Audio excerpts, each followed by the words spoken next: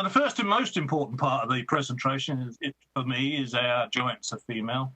The point of this exercise is really to demonstrate the history behind software, really, and computers. And it was quite female. So this lady here is Frances Elizabeth Holden. Now, she's got an awful lot of stuff. If you go to her Wikipedia page, there's an awful lot of credit to be had for COBOL and various other early languages. Someone's going to get muted.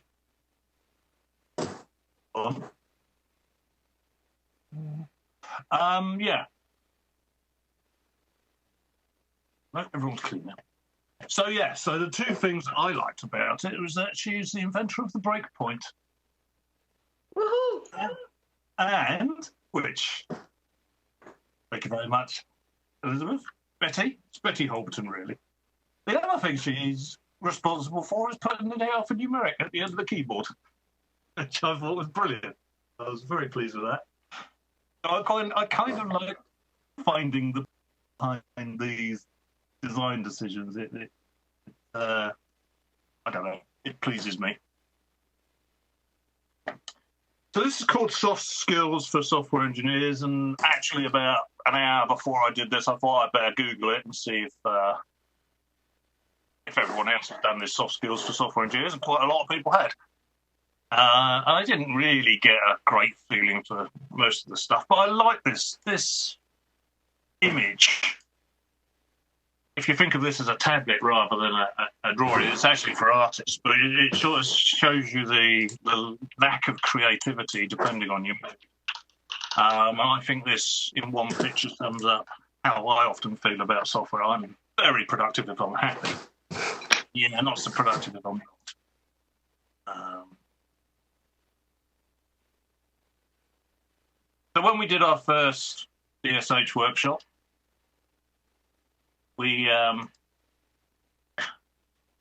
brain dumped, essentially, and this was one of the brain dumps. So you've heard me say this before. I think delivery is everything, and I think delivery is the root and the fundamental. If you deliver, you can be free to be whoever you want and behave however you want to a point. But delivery is the absolute thing. So. And we saw that as the foundation of what then people-related things build that foundation.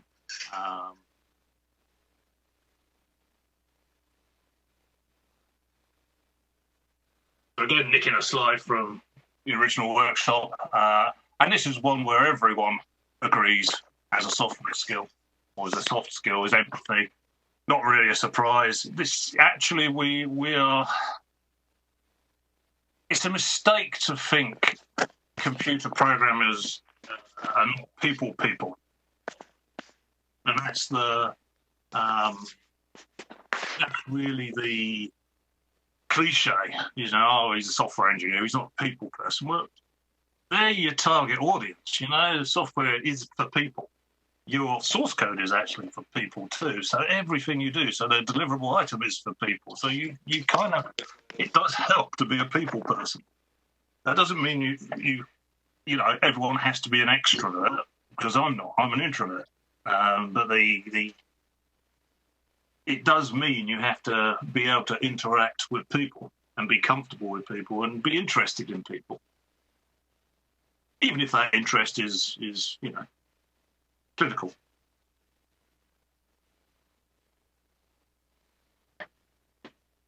And I wrote this in a blog, and I'm still quite pleased with it, actually. Is the route to nirvana is a ramp.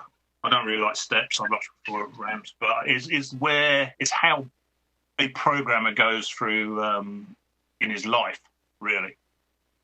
And I think the first thing he does, you know, he covers himself with a badge of all the latest things, and he goes around and he's hobbying and he's putting up, you know, he's just doing everything, and everything's brilliant, and he can't. And then you go into the infuriated and opinionated stage. Is you've sussed this game, you've sussed programming, why doesn't everyone else listen to you? You know, why haven't, you know, all these people have to suss it themselves? It's very infuriating if you've sussed it. Wouldn't it be helpful if they listened and did software exactly the same way as you? And believe me, I went through this because we wrote the book. And I imagine Fabiola's going through this because she's got a framework. And it's just, and eventually you come out of that, hopefully, because I think we lose a lot of people in this area. I think we lose a lot of good people, and I think if you can get out of that, then you get into the people-oriented way of writing software. And to be quite honest with you, I'm very much less interested in how you write the software. If you have some standards, I'm much more interested in how you deliver. That's much more interesting to me. And I think, and I'll use Fabiola as an example here, and I use Jack Dunaway, sadly missed from the community. So the argument was about comments. Fabiola likes comments, Jack hates comments. And they're both good programmers. You know, they're both good programmers. So who's right? Well, neither. Because comments are, they're a thing that good software can have or doesn't need. It depends on what you need for your team and what you need for yourself and what makes you happy from your standards. So that example is we're all different. And that's a good thing. And the reason it's a good thing is because other people do stuff that I don't like doing. So, yeah, there's Michael. It is. Yeah, so, yeah, other people do stuff that I don't like doing. So just so people that are not watching the chat and enjoy the laugh, Michael Avilori said that LabVIEW is self-documenting. I'm gonna mute myself before I go into the infuriated, opinionated person.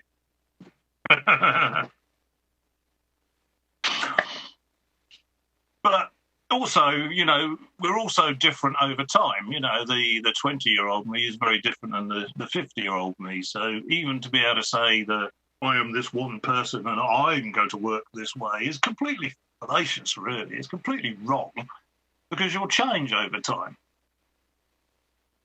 But the great thing about everyone being different is that you can get people who enjoy doing the stuff you don't like doing to do it for you. And it's wonderful. That means you don't have to do it. So take VIWeek, for example. I'm an ideas man. So I spew out an idea, and then lots of busy people get on and do it for me. It's wonderful. You're all wonderful. So we should, I think, emphasise our differences, and really. I think that's something that I don't think as a community we're terribly good at.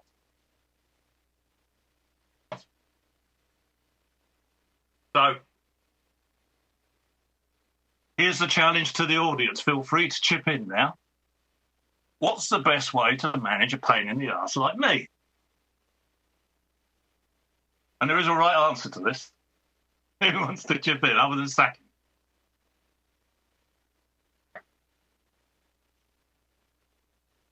I get no volunteers. Come on. Come on, Brian. This is your time to step up. I would say don't. There you go. That's actually the right answer. There's one more thing you can do. You can get out of my way. And that's... I don't know whether I need encouragement, but I do need the absence of management. And I think there's quite a lot of software engineers that are very similar to me. I'm autodidactic. I never got on well at school. I view software as a practical thing. And Steve, there's also the there's other. I mean, I'm also unmanageable. I mean, that's a given. I cannot be managed. But there's also people that are really, really good programmers, and I have the experience with some of them. There was a particular one guy I have in mind that had the most beautiful code ever, but he was the most unreliable person. However, if I put goals for like by the day or by the week, a little bit more of micromanagement, he would do great, and he was happy because he was achieving things. So it's really, it really takes finesse to understand how different people work. So some people need more guidelines. And there is, again, there's no right answer to this. The answer is dependent on the person. That's what I was going to say. The result is measurable. It's productivity. It's going back to the happy guy writing software. The one thing I will say is that if you're stressed, you won't write software. You just won't. You might write comments, but you're not going to create something. You're not going to work hard. You're not going to get into the flow state, which I talked about quite a lot. So the management aspect of software guys, you need to understand what they want, and Fabiola very kindly put the actual opposite to me. Somebody who needs management, and neither of us are better than the other. On my employed status in a company, I don't look back at that and think I behaved well. I was bloody awful. My poor old manager was. Is Sam raising his hand in agreement? a guilty hand raise. Yeah. But I much prefer. Just give me a task. Give me a list of tasks. I think that one thing that was important for like my situation with a very small company, and many of us have that thing, is to kind of similar to what Matt said, you need a manager that can help align what you care about with what the company actually needs. I would phrase it differently. I would say I need to let people know what it actually is that our company over water, what it is that we earn money with, and what it is that we don't earn money with. Because they don't know that if they are not involved into like the quoting and the invoicing and the accounting and stuff. So this is something that I feel that sometimes they cannot know that because they're not involved in that process. And the bit I'm missing actually in this is that I'm expecting management to manage somebody like me. But the other thing you have to do is manage your manager as well. I'm actually quite a good lieutenant. I'm a good second in command. I'm not particularly great in command. I've got better as I've got older. But in my 30s, when I was last in, or in my late 20s, when I was last in the big company environment, I was not somebody who wanted to take responsibility, but I was more than happy to sort of support people in that. So again, that's another area that people are different, So although looking back, I'm quite critical of myself. There were things in the big company area I wasn't bad at. I'm going to jump out to a new one. So that's empathy done. That's what if you look at every single soft skills for software engineers, especially ones written by managers, they want you to be empathetic. Okay? So, but what that doesn't mean is that you roll over. And I think the reason my work life is a lot easier than quite a lot of other people is that I'm quite an assertive person. And I think that doesn't mean aggressive, and it doesn't mean angry, and it doesn't mean I shout a lot. I'm gonna have to step on that one, because unfortunately, when a woman is assertive, we are called all sorts of things. Bossy in the nicest term, but there's other terms, and I've lived it multiple times. And my life is not necessarily easier, but I still do it because at the end of the day, I do get my way. But I mean, I'm gonna go and insert the sexism right here. No, well, I completely agree with you, and I will say I have other advantages, cultural advantages as well. I'll maybe go on to that, but there are other advantages. You know, one, I'm huge. That makes and scary looking. That makes that's an advantage in these kind of things. Anyway, but I do think that Sam said that you're huge like a big teddy bear. That's what Sam said. Yes, he's completely right. I couldn't even hurt a fly. But the assertiveness side of it is something I think if I was going to say to anyone in the software engineering world, especially females, because of the problems they have, I would say go do assertiveness training. Because it makes your life so much easier. And it's about positive communication. It's about making positive statements and making Malcolm's actually said it, give the impression that pissing you off would be a bad idea. So I'll give an example. So I was going to take over somebody else's company. He wanted to give it up, so he was going to give me all his clients. And he was telling me this horror story about his customer who was going to lock him in his factory because he hadn't finished the work and he wasn't going to let him home until he'd finished. That's kidnapping. And I said to him, none of my customers would even dream. They wouldn't even consider dreaming about doing that. One, because I'd destroy the place.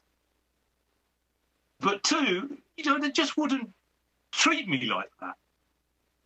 And it's just how you deal with it. Another example was when I think it was on my first day of my second permanent job ever.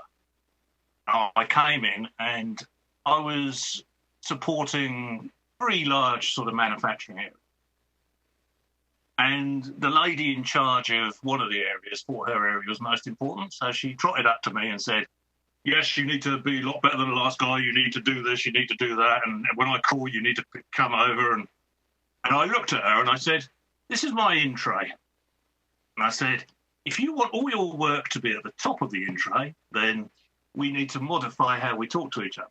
If you want all your work to be at the bottom of my in tray, then you carry on the way you're carrying on.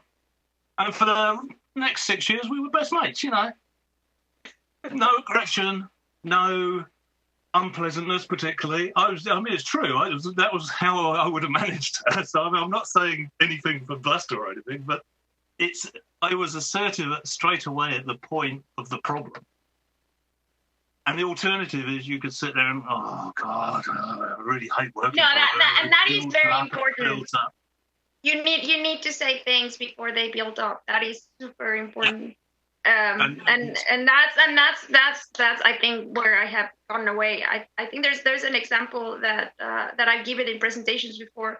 But when I started doing teaching for NI, and I had my own business, so I had left NI, and I went to teach a class in Canada, and then normally Canadians are really, really nice guys. I don't think he meant it in a bad way, but he totally rubbed me the wrong way. So I walk in, he looks in the lobby and keeps looking around and goes and asks the receptionist, where was Fabiola? And she's like, oh, she's sitting right there.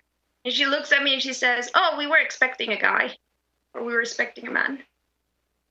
And I just looked at him and I was like, well, you also asked for a LabVIEW expert and that's what you got. So, and of course, after that, he was like trying to make all sorts of apologies, but it was really weird. And later on, talking to, I went for lunch with one of the attendees to the course, who was a lady.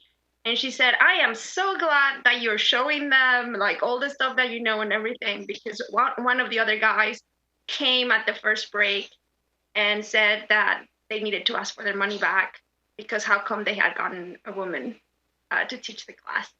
So I was like, okay, now I'm going to give it even like 2, 3, 10 times. And by the end of the week, they wanted to hire me. Of course, after those 2 interactions, I was like, oh, I'm sorry, I'm too busy. I really don't want to work with you. But yeah, that type of situation is like you have to answer right away. Like you said, set up the rules of engagement. If you keep treating me like the way you're talking to me, we're not going to get anywhere. And one of the things that I love about having my own business is that I'm able to fire customers. I do it in the nicest way. I try to find someone else that would work with them. I explain that someone else, why is it that I don't want to work with the customer? And if they want it, I go ahead and transfer them. So I want to add that actually makes a very good point. Sorry. I find it very hard to be assertive because I hate confrontation. So that's one of the defects that I have to live with. And it got me a long time to learn that brutal honesty is a means of actually avoiding real conflicts. Because the sooner you say that something is wrong or missing or off, or like Fab said, sooner you get that out of the way, better you can avoid actual deep conflicts. But still, I find it very hard. And the secret is that assertiveness is a tool for avoiding confrontation. It's not arguing. Yeah. It's not aggressiveness. It's not aggressiveness. No. So you're not comforting. You are basically saying, okay, you are aware that we all view the worlds with different glasses. Like I said, it could have been that this guy totally did not mean the comment. He totally was expecting a guy. Obviously, after the rest of the week, I found out that there was more to that. But if you leave the benefit of the doubt to the other person and are direct about it, and the other thing, you take things literal and stop trying to read underneath the lines what is it that people are trying to say. If you are establishing your rules of engagement, then it's not confrontation. You're just being very clear and direct. I'll give you an example. Right, Malcolm's saying here, and he's saying it's easier to be assertive with your 6-week tool, and he's correct. Like I say, I've got advantages on my side, but I also would say I hate confrontation. But if you notice in my previous story, I wasn't confrontational. I was just telling the truth. That was how it was going to happen. I wasn't getting in a discussion or an argument about it. I was just saying, you carry on working like this, then it's going to be an issue that I'm not coming out and working for you. And I had the choice, I've got an intro of work to do. How I organise that intro is up to me. So I just said what the situation, it was pretty stressful on the first day to be in that situation. I mean, it doesn't stress me particularly because I'm stroppy, but this was, it could have been gone a different way. If I'd have got into an argument with her, that would have been bad. But it's not a confrontation.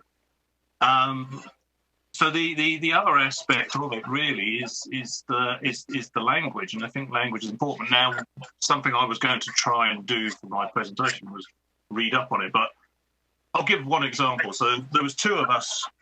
The test area expanded, and there was 2 of us, and the other guy who looked after another area, he said, "The boss always says I can't have a holiday." And I thought, that's interesting, because he's never said that to me. I said, how do you ask for holiday? He said, I go in there and I go, it'd be all right if I have these days off. And I said, well, it's your holiday. This is your entitlement. I said, there's rules against your entitlement. I said, he goes, well, how do you ask then? I say, I go in, I give him a piece of paper, and I said, I'm going on holiday next week.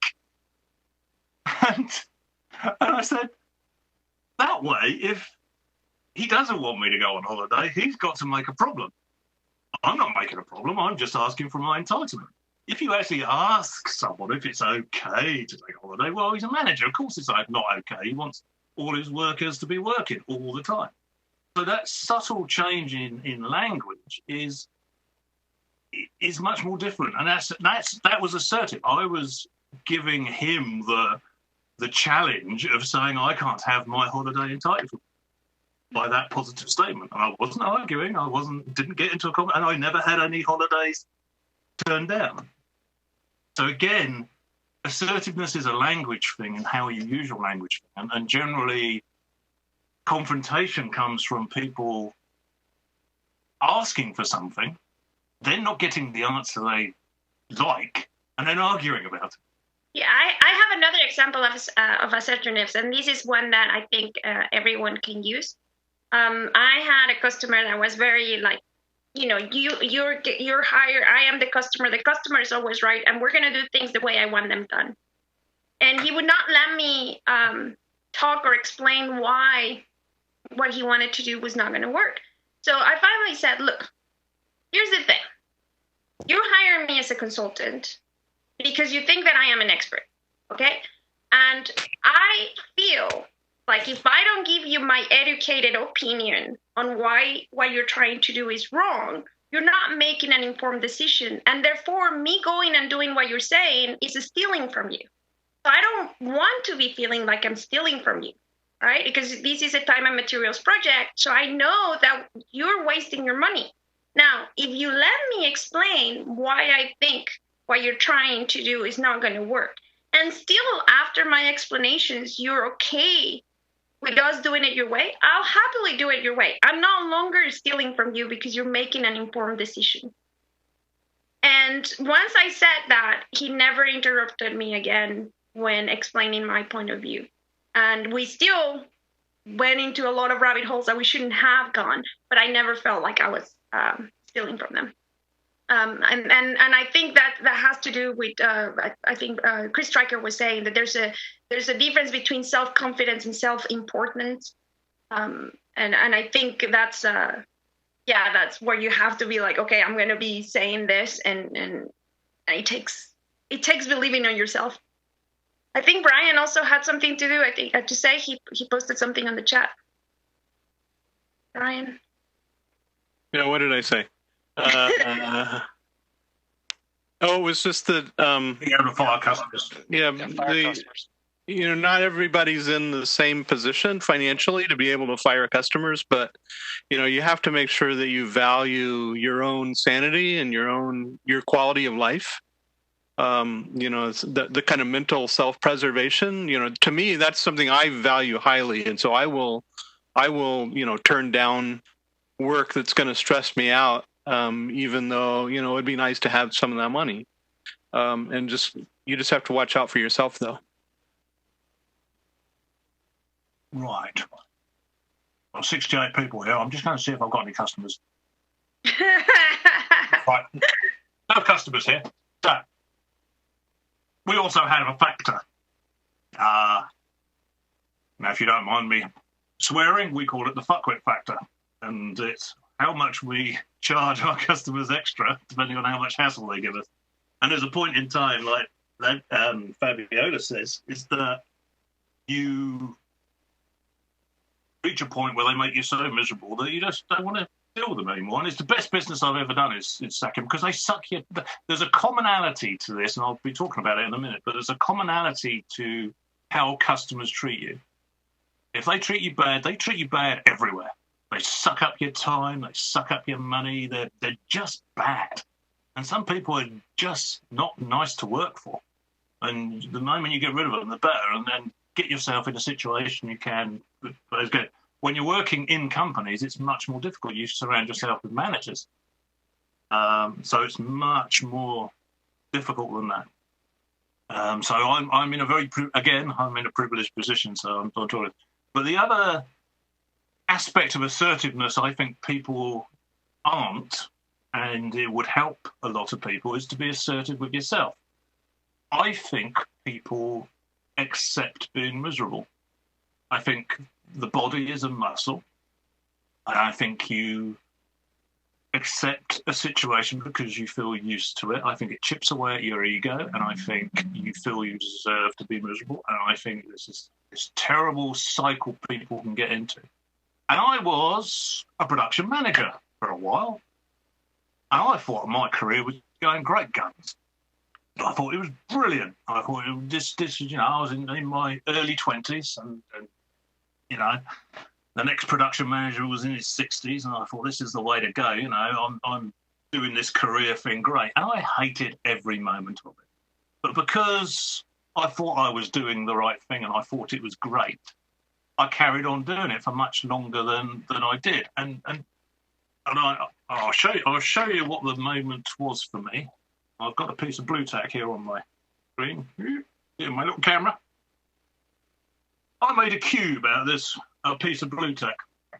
And I looked at it and I thought, that's the most productive thing I've done for like a month.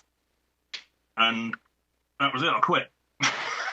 I just said I had more fun making that cube of blue tack than being a manager. I just hated it so much. I'm not saying everyone hates being a manager.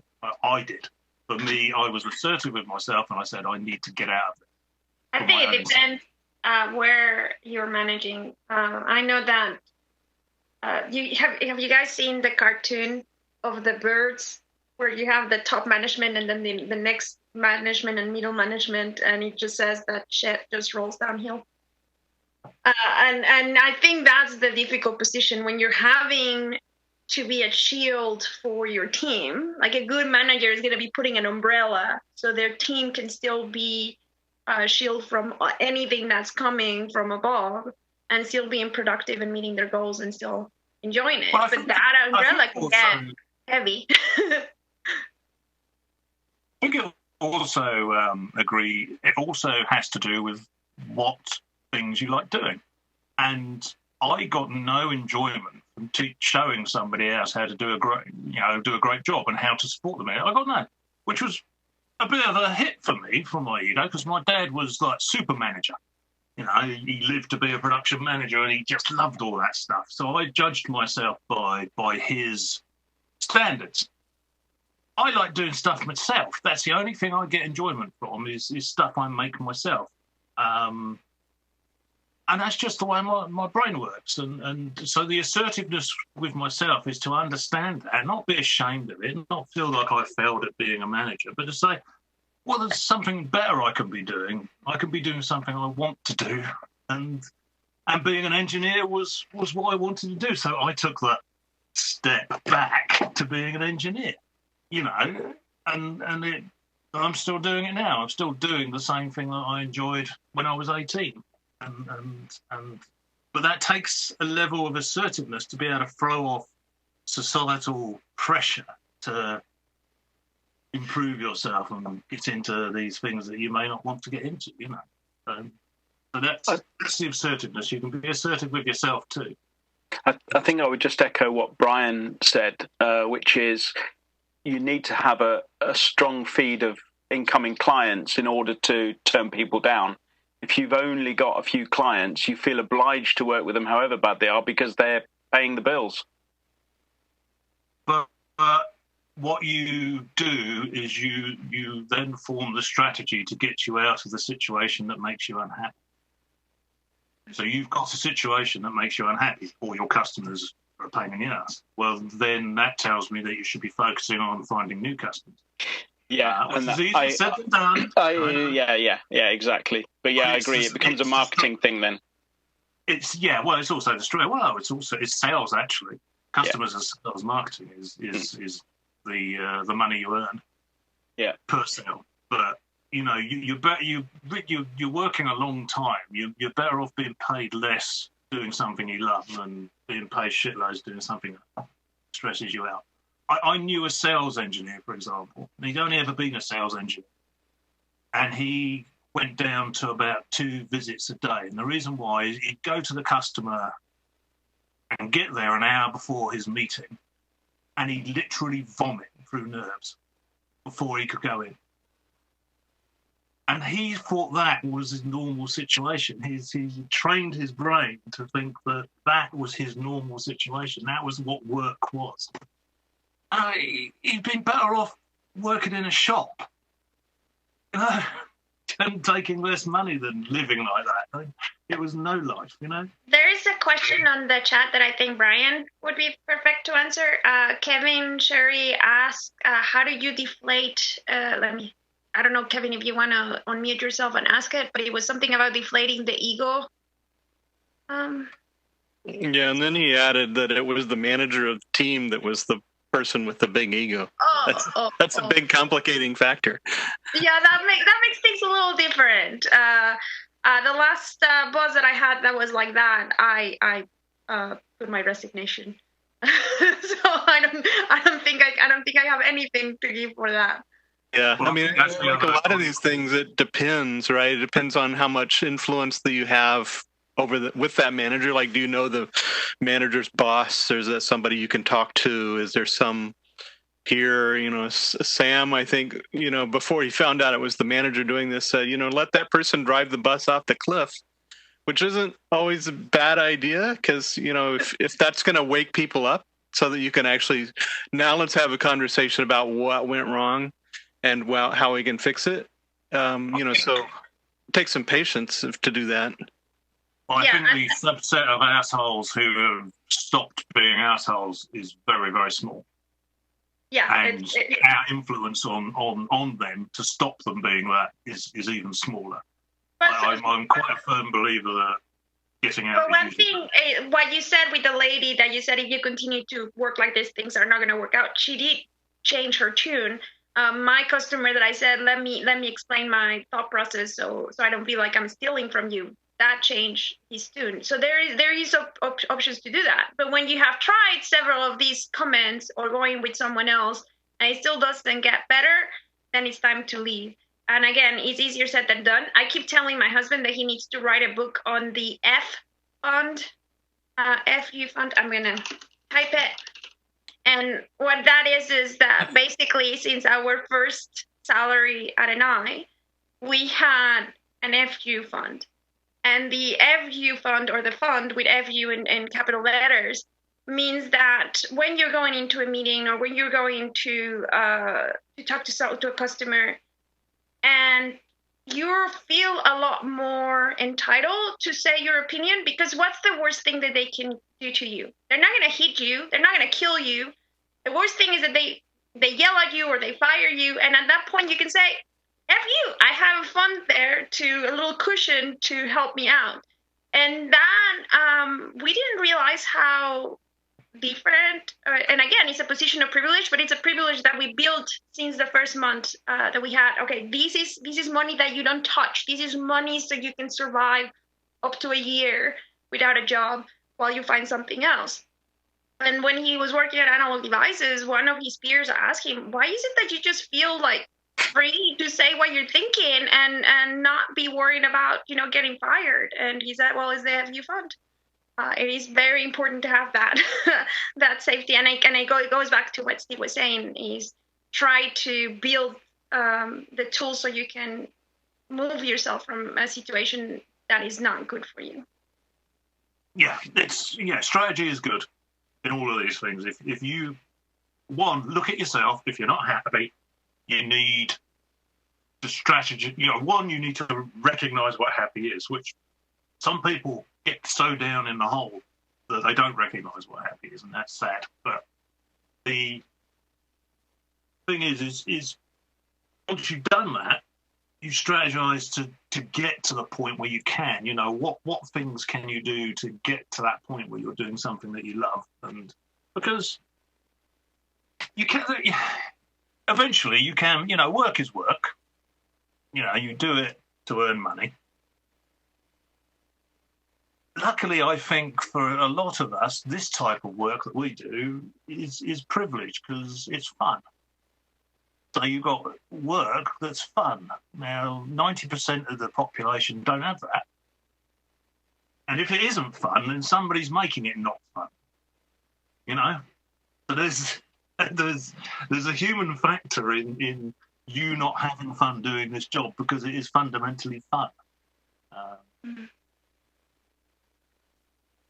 And the other thing, just before we move into the next slide, the assertiveness. Another thing, and this is, I think it applies both to self-employed and employed people. One customer had me working extra hours because he was about to leave to China, and I ended up, working extra hours because in my mind I thought the code that I was doing, he was taking with him to China. And then on Monday or Tuesday, I sent him an email. So how did it go? And he's like, oh no, I just wanted it to have it with a nice bow wrapped waiting for me for when I would come back. And I was so upset because I didn't eat. I stayed really, really late that time. And I was talking to a friend, and she said, why didn't you ask, for extra money? Basically, yeah, okay, I'll stay the extra hours. It's going to cost you these extra. And then if the customer still wants to pay for it, at least they're paying for that extra mile that they're asking you to go to. And I realized that the reason I couldn't do that is because I was not believing that I was worth what I was charging. And, it took me a while to realize, yes, I am worth what I'm charging. And there are certain jobs that I'm going to ask more because there's a certain level of money that will get me to actually do it if it's something that I don't enjoy. So for self-employed people, it's setting up your rates. For people that work in companies, is discussing about your salary, but also, talking to your manager about what are the things that you enjoy and what are the things that you don't enjoy doing, and asking them to balance it out. Like, it's okay, I have to take one for the team and do some of the stuff that is housekeeping, but also please put on my plate things that I enjoy doing. So anyway, and believe that you're worth that. I always say to permanent people, what is your worth? And they say, oh, well, I earn this. I say, no, your worth is what your company charges you out at. That's your worth. What does your company charge you out at? Mm-hmm. And when they work that, you can see the brains going. You say, I'm actually worth more than my £20 an hour I get as my permanent wage. But anyway, we'll talk about that in ego. It's coming. All right. But next, honesty. This is related, I think, to assertiveness. And I view myself as a motley fool, which is a Shakespearean term. I don't really like Shakespeare, so I'm not going to quote that. But the motley fool, in olden days, the fool was actually supposed to be the cleverest person in the court. And the reason why is because he could say the things that the king didn't want to hear. He could tell the absolute truth, and because he was a fool, he had freedom of speech. They couldn't do anything about it, which made him the smart guy in the room. And foolishness is something all software engineers should have. You should have the ability to call out issues with a project, because if you don't, then that project's going to fail. So from a project perspective, honesty is really important, because if you sit on a problem until it becomes an issue, then the project's going to fail. But unfortunately, the trouble is there's a lot of inhibitors to foolishness, and I'm lucky because, again, I'm in a situation where I get paid to tell the truth, and that's the marketing I've given, so people expect it when they employ me. They expect me to tell the truth. So I'm not encumbered by this anymore, but I recognise other people are encumbered by it. And in fact, the one I've ever had a problem with is the second one down. So, the first one, insecurity. And insecurity is probably the biggest inhibitor to foolishness, is that I know it's going to go wrong, but I'm scared of saying, because nobody's going to listen to me, blah, blah, blah, blah, blah. Well, yeah. Really, management and companies need to remove that. This is a management issue. You need to encourage people who work for you to tell you the truth. I can't tell somebody who's insecure because of their management structure not to be insecure, because the management structure is the problem, not that it's. So that's really for managers, but you can point it out to them. You say, I'm insecure.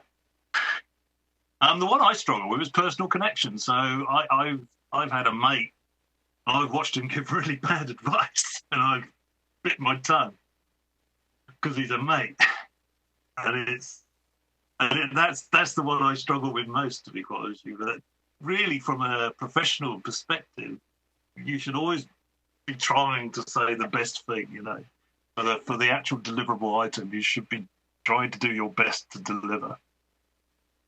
Corporate and business, well, that's going back to the management and security, really. Some businesses really encourage people just to say yes and to agree, and they reward the ones that say yes and agree, and they don't reward the ones that say no.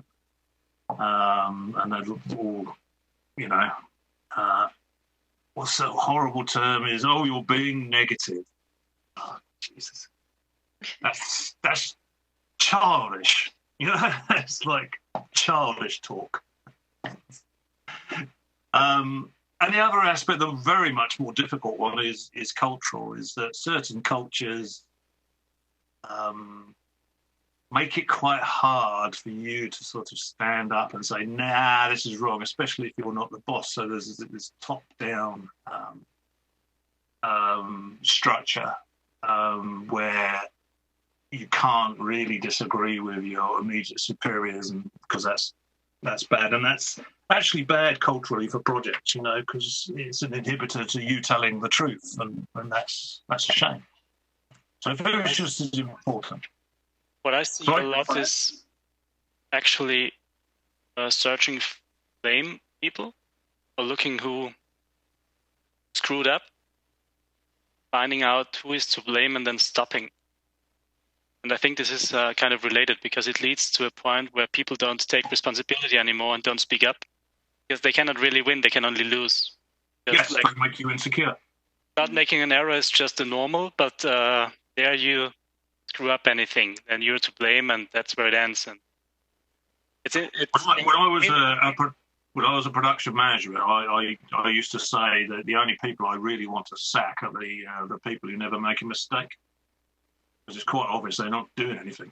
Yeah, it's the most important thing to find out what went wrong, because that's the only way you can improve. You can become better, but not to find out like who is to blame, but to find out what not to do again, because like turned out that it wasn't the best outcome. But you have to have the big piece that makes all of these things work is trust, right? If Again, I had an engineering team that was afraid that the postmortems was going to find the blame and punish somebody. And, it's like, hey, that's not how I operate.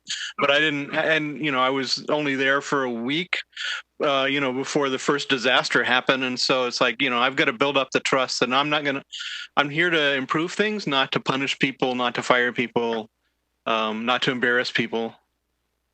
I think, and this is where the words work. I think I mentioned on our presentation on Monday, one of the things that I ask every week is what can we improve? It's what's working, what needs improvement, and what was your highlight of the week? And then what needs improvement, I always phrase it like that, because I don't want to know what's not working. If we start talking about what's not working, it's just going to be a contest to see who is the most negative. If we talk about what needs improvement, then we're already going in a positive direction, right? We're trying to see how to make this better so it doesn't happen again. And that has worked really well, especially if we deliver, if we actually go and take care of that. And that's why our style guidelines get better. That's why our templates get better. That's why DQMH, we continue to work on it, because we're not just saying, okay, we had a perfect framework since version 1.0, so we're just going to leave it like that. No, and I'm not afraid to ask about what went wrong, right? That doesn't bother me, because I think that it's, why hide that? But it's what went wrong is different than what's not working. Like, what went wrong? You're still trying to find the root cause. The what's not working is, let's just bitch here about what's not working on all the negative. Well, a lot of times it's like, what should we stop doing? Yeah, that's also a positive way of phrasing it. Also, I think what could happen is that you turn a problem into a English word, a challenge. So that's kind of another manager bullshit bingo thing. Not calling it a problem anymore. We don't have problems here. We only have opportunities or challenges or whatever. But that doesn't change the color of the thing, because it still is something that needs to change. So I very much encourage, with projects I do, the uncomfortable questions. I'm very much happy to be doing the uncomfortable questions, and are you doing it? When I used to run dealing with that as well, because life is uncomfortable. Some your projects are, to be quite honest, software's hard. You know, projects don't always go the way you want them. Quite often they don't. And so there's no blame attached to an issue going wrong. I think Bill Eisenhower says it here, the blame is making the same mistake twice. And inhibiting that discussion is the issue, I think. Well, frankly, sometimes I just had to let my team vent. I would time bound it. But, like, here's 15 minutes where I'm going to let you vent about everything that went wrong. And then we're going to spend the next, hour talking about what to do about it. Yeah. The one thing that I encounter with some cultures, working with people from all over the world is that, somebody stopped working with us after a year and then send a letter saying everything that all the grievances, right? And I was like, we had a weekly meeting to talk about what needed improvement. And they didn't use that opportunity to talk about what needed improvement because they saw it as they were going to be looked at being negative. So the lesson for me there is I need to figure out how to phrase this. And if I have someone who's never has anything that needs improvement, at one point I need to be like, are you just like Steve was saying, are you just not doing anything? Like we cannot be perfect, right? Something has to be improved here. I think the cultural one is quite hard. And again, I'm very privileged because, I'm a stroppy Englishman and we've been encouraged to be stroppy for the last 200 years or more. And that's our character trait. I think Jörg's probably going to agree as well. I'm trying to see that, catch up with the chat. Let's see if there's anything there. So again, it's very much easier for me to be like this in the project than it is, for other people, I think. But that doesn't mean it's not correct or incorrect. It gets back to, it's very important what you feel comfortable with. So you can try to play a role that probably work out. So you need to find your own way a bit too, I guess. But for managers, you need your fools. Managers need fools. Yeah, but if you're not comfortable with that, you can only so long play that role before just quit. I don't know. My point is, if there is something that needs saying, then as a professional, you should say it. If you're not comfortable with it, well, it's tough. You're a professional. I totally agree. Yeah. So there's no need for sugarcoating. That's my point. Sugarcoating does not help me, but probably other people are more comfortable with doing it a different way. So that's, again, personal. Yes. Oh, yeah. The delivery of the truth is the thing, isn't it? Yeah. Yeah. And I'm, like I say, I've been doing this a long time. I don't deliver it as bluntly as people would think I do. I am reasonable in my interactions. I wouldn't have any customers otherwise. So, ego. And this rounds on Brian's excellent work on the humble programmer. I've said this in the other meeting, I'm not keen on the egoless programming. I don't think that's a very good term. I like healthy egos and I see unhealthy egos. And I think, to be quite honest, we should all have big egos. Jesus Christ, we're at the top of the evolutionary tree. Nobody is better than us. And we're making clouds in the air. This is something that humans have never done. And so in the whole universe, we're doing stuff that nobody else has ever done before. And there's been, you're the end of a 6 billion year project. Sorry if there's any creationists out there. You're the end of a 6,000 year project. But anyway, this ego is very, very important in all of this. So further up the list was talking about self-confidence and arrogance and things like that. Well, arrogance isn't a healthy ego. If you're arrogant, then your ego is unhealthy because you're projecting something that isn't correct. You're projecting more of yourself than you should. I've always kind of understood people who behave like that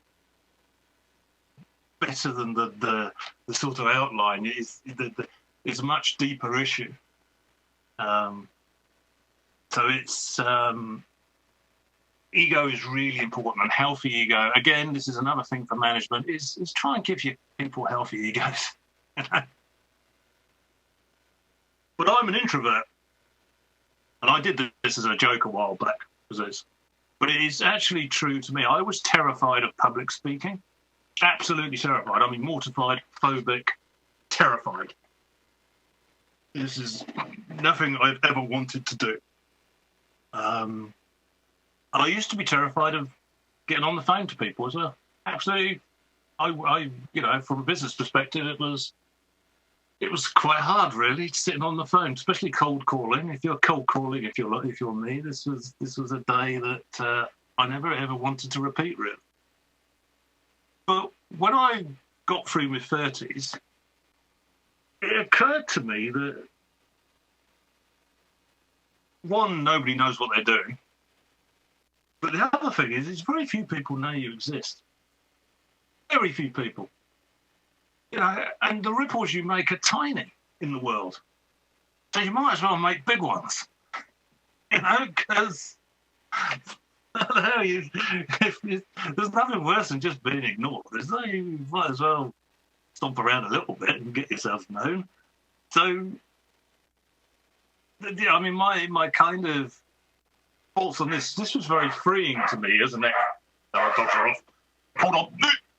It was very freeing to me to know that I didn't make many big ripples. Now, you have to put the same question to an extrovert and see if they hate it as much as I loved it. But from that point onwards, I got the confidence to sort of present and the like, because I didn't worry that it was that big a thing.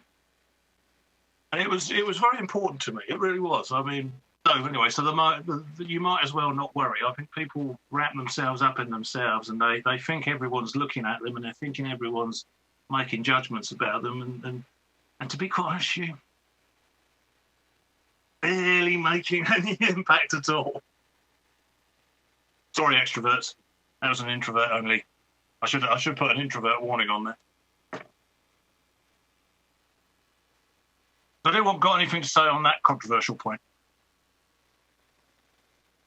On the making ripples? No, I always say everybody's winging it. And the older I get, the more I realize that, this thing about being an adult, either because I don't have kids, I never really cross into being an adult. And if I'm already in my 40s, I don't think I'm ever going to get to be an adult. So, my thing is, I think everybody's winging it. I don't think anybody has all the answers to whatever they're doing. So. Better at faking it, yeah. The only issue I have with the term faking it is that we're actually not. We are doing stuff and making things. That's I think why I really concentrate on the delivery thing is that if you deliver something and somebody wants it, you ain't faking it. And you may not understand everything, but for Christ almighty, I've sat through enough presentations and understood very little. So, I know the term. I'm just not 100% taken with the faking it. I reckon everyone is doing great. You're all doing great, everyone. Well, Steve, have you never felt like, wow, eventually they're going to catch on? Somebody's going to discover me. You look at what you've done and you realize you've really are quite good at what you're doing, but every so often you get that little, somebody's going to find out. The imposter syndrome? Is that what you're talking about? Yes. I get it all the time. Are you kidding me? I have to remind myself what I've done, and sometimes like the things that I said earlier, like just talking to a customer and telling them, no, you were not expecting a guy, you were expecting a LabVIEW expert. Like sometimes I look back at those scenes and I'm like, where did I get that from, right? Because if I'm thinking about being in that situation, I'm like, I cannot say I'm a LabVIEW expert. There's so many areas that I don't know. And you get to a point where you're like, yes, but I do know more than the customer does hire me, and that's why they're hiring me. So in that sense, relative to them, yes, I am a LabVIEW expert, but I do have to do a lot of pep talk to myself to believe that I can say that and that I'm not an imposter. I mean, I pretty much didn't go to school from the age of 14, so I'm surprised I'm even doing this, to be quite honest with you. So no, I think I'm doing brilliantly. I wasn't, but my expectations were very low, very low. I mean, I think maybe there's a point in there that is, I wonder whether people's expectations are also too high, and that's why they think of this imposter syndrome. I mean, I'm just happy to be building stuff, to be honest. And I'd be just as happy to be building it out of wood. And I don't hold much judgment against what I build. I just feel lucky to be building, and that's probably. I'm trying to think of. No, even doing presentations, I don't now. I just feel lucky, really. I feel amazed that people listen to me, but I don't actually care that much that they don't do or don't. So even that, I'm not particularly hung up over. As a non-native speaker, on my blog. As a non-native speaker, I don't know the exact definition of to wing it or winging it, but my understanding of it is pretty much like gut feeling. I mean, that's not coming from nowhere. That's the experience that you have to react to situations and to not fake it and not be lucky, but actually just to make the right decisions and follow your feelings. And if it works out afterwards and you didn't plan it up front exactly, you may call it winging it. But actually, it's not winging it. It's just the experience that plays in your favor. Because I'm pretty sure that I did not wing it as good as I do now, like 20 years ago. So I'm not feeling as an imposter if I, like, and I'm not feeling lucky when something works out that comes from somewhere and not from nowhere. You're lucky, Kurt. You're lucky to feel that way. But when I started getting more involved in the community, I know Michael Avialoris on one of the first podcasts that I did with him, he asked me, where did you come from? Like last year I had never heard your name, and then all of a sudden I see you everywhere.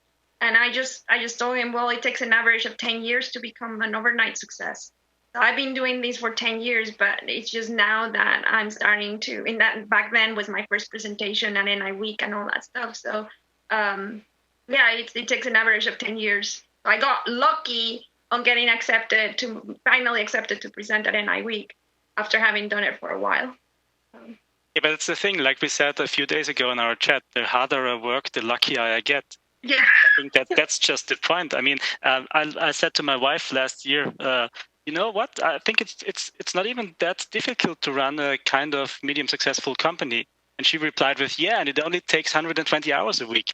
So, I mean, sometimes we also get lost in that probably, and we don't even realize that we put in all the extra work that we do.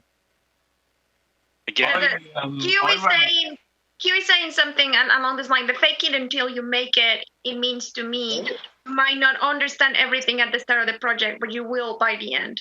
That's what Q is saying. I think that's a yeah, and Darren, he said the same. I tell people I don't know all the time, and I'm going to come back to I don't know in a minute. But I usually follow up with I can probably find out. I did an experiment in my company's time without telling them, but I was the only test engineer in my company, and there was 20 mechanical engineers designing things.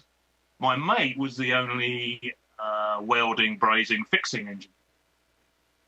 So there was two of us, single point of for all these engineers to feed into. And him and me, we sat down and I said, should we go through all the projects that went really well, all the projects that went really shit, and shall we work out who the engineers who owned that project were and how they worked? And to see what the difference is. Because I said, I know who the good engineers are, but I've got no evidence really to how they work. And the best engineer was a guy called Nigel. And the thing he did was say, I don't know. So when he designs something, I'll go to the test engineer and he'll work with me on the test. And I'll go to the fixing engineer and I'll work on how the best ways to fix this thing and design it with them. All the ones that went terribly wrong, they sat at their desks answering emails, updating Gantt charts, and never ever talking to anyone. And their projects just spewed onto the shop floor, hideous mess. And I think the difference between a good engineer and a bad engineer is being able to say, I don't know, and having the healthy ego to say, I'm not the expert in everything. I'm here to facilitate a good design. That's my job. And however we get to that, that's the deliverable item, and that's the thing I'm going to get patted on the back for. I'm not going to get patted on the back for being really smart. I'm going to be patted on the back for delivering something when I say I'm going to deliver it. That leads to, there's a variation of that for managers. Some of the worst managers I've had are imposters who refuse to admit that they were imposters. Yes. So, you either spend the time, helping them understand all the things that they don't know, and you manage your manager that way. Or, sometimes you just suffer. Like one company had led to great layoffs after this new CTO was hired who didn't know what he was doing. And so it can be really bad if you end up with somebody like that.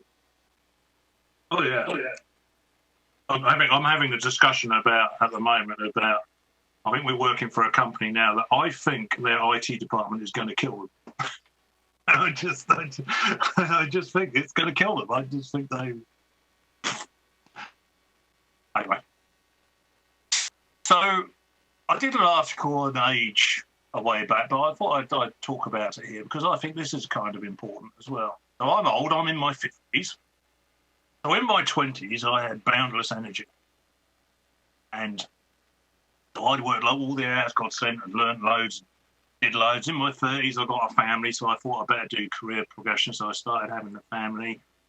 So I had kids, and I was working long hours, but I was also learning about software engineering. So I was doing a part-time correspondence course, which was 30 hours a week, part-time my ass.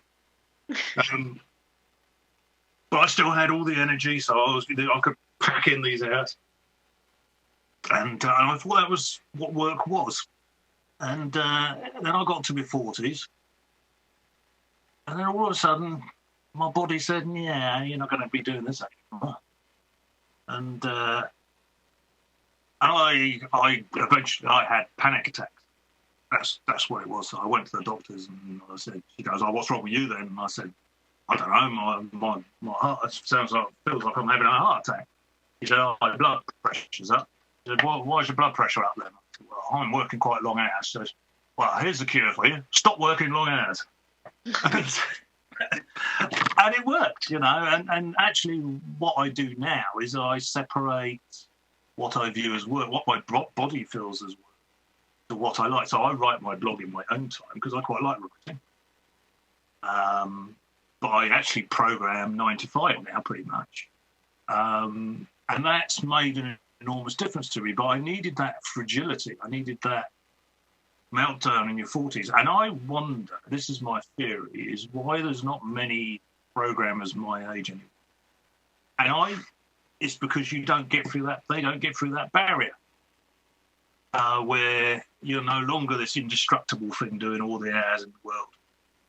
And I just wanted to put this out really as a warning to people, because you're going to do the same. And everyone I've put my prediction to, and I've said there's a lot of hours you work. You're only, for me, I'm only at 45, I'm halfway through my working life. I don't want to retire. I want to carry on doing this until I drop dead. Because this is what I like doing. This is what I've always done. So why would I want to stop? I can't think of anything worse for me than retiring, just blah. But, I've got probably about 70,000 hours left in me if I manage myself. So we're losing our industry is losing people with 20 years experience, 30 years experience for some reason. And I think it's generally because there's this barrier where your body says, yeah, you can't work like an idiot anymore. So just be wary if you're 40. Looking at you, Jörg. I hear you. I'm going to reference 2 books by Tom DeMarco here. Working conditions. Again, your management is responsible if you work in a permanent place for your working conditions. Open plan offices are awful. Don't do it. Meetings are a waste of time. Don't do them if you can get away with it. Most meetings could be replaced by an email. But it's Peopleware is a really good book. It's worth reading if you...